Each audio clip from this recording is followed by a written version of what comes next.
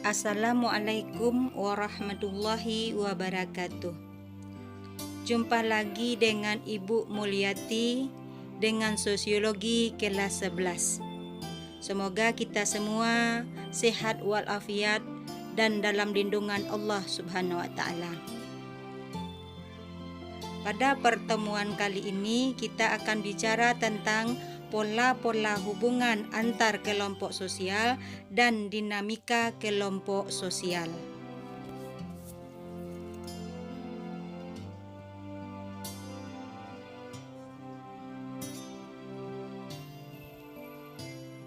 Pola hubungan antar kelompok sosial yang pertama adalah akulturasi.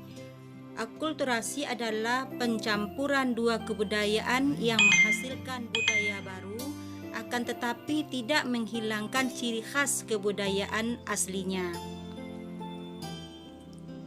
Yang kedua, diskriminasi, yaitu perlakuan tidak adil yang dilakukan secara sengaja terhadap orang atau kelompok lain yang didasarkan pada prasangka mengenai identitas agama, ras, atau etnik.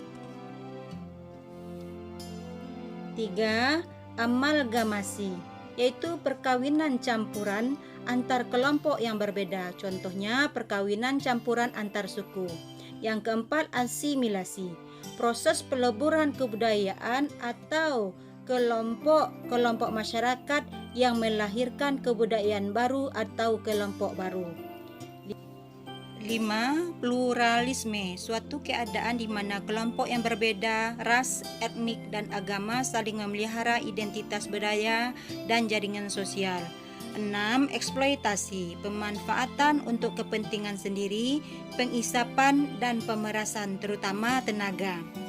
Yang ketujuh adalah segregasi, pemisahan kelompok sosial berdasarkan tradisi atau hukum.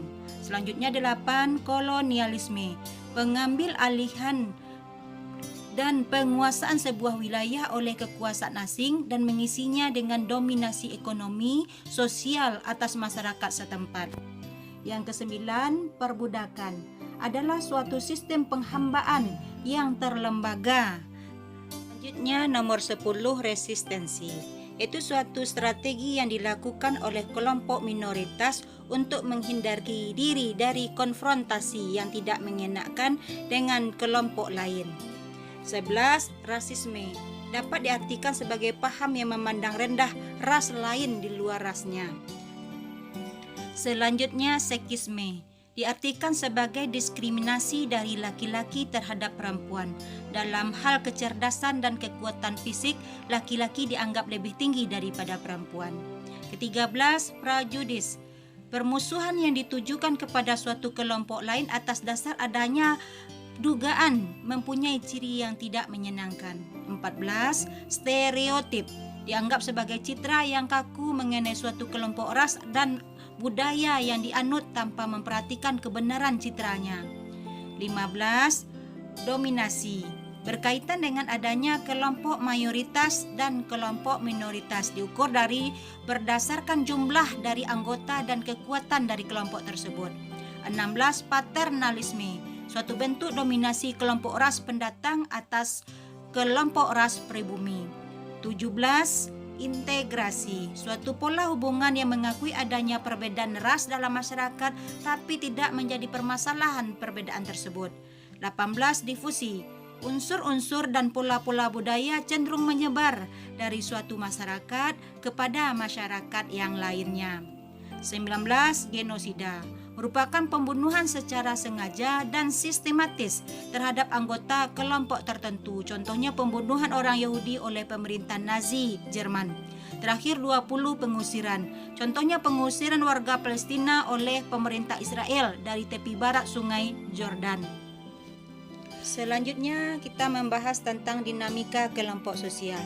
Menurut KBBI, dinamika sosial adalah gerak atau kekuatan yang dimiliki sekumpulan orang dalam masyarakat yang dapat menimbulkan perubahan dalam tata hidup masyarakat yang bersangkutan. Fungsi dinamika kelompok. Pertama, menciptakan kerjasama di antara anggota kelompok sehingga akan menguntungkan satu sama lain. Yang kedua, memudahkan menyelesaikan pekerjaan yang dihadapinya. Tiga, memberikan kesempatan kepada semua orang untuk memberikan pendapat atau gagasan. Selanjutnya, faktor pendorong dinamika kelompok sosial. Faktor dari luar. 1. Perubahan situasi sosial. 2. Perubahan situasi ekonomi. 3. Perubahan situasi politik. Faktor dari dalam. 1. Adanya konflik antar anggota kelompok. 2. Adanya perbedaan kepentingan. 3. Adanya perbedaan paham. Dalam hubungan antar kelompok terdapat berbagai macam dimensi. Namun kita akan membatasi bahasannya 4 dimensi, yaitu dimensi sejarah, dimensi sikap, dimensi institusi, dan dimensi gerakan sosial. Demikianlah materi kita tentang pola-pola hubungan antar kelompok sosial dan dinamika kelompok sosial. Mudah-mudahan apa yang kita pelajari hari ini bermanfaat dan menjadi berkah bagi kita bersama. Terima kasih, sampai jumpa lagi.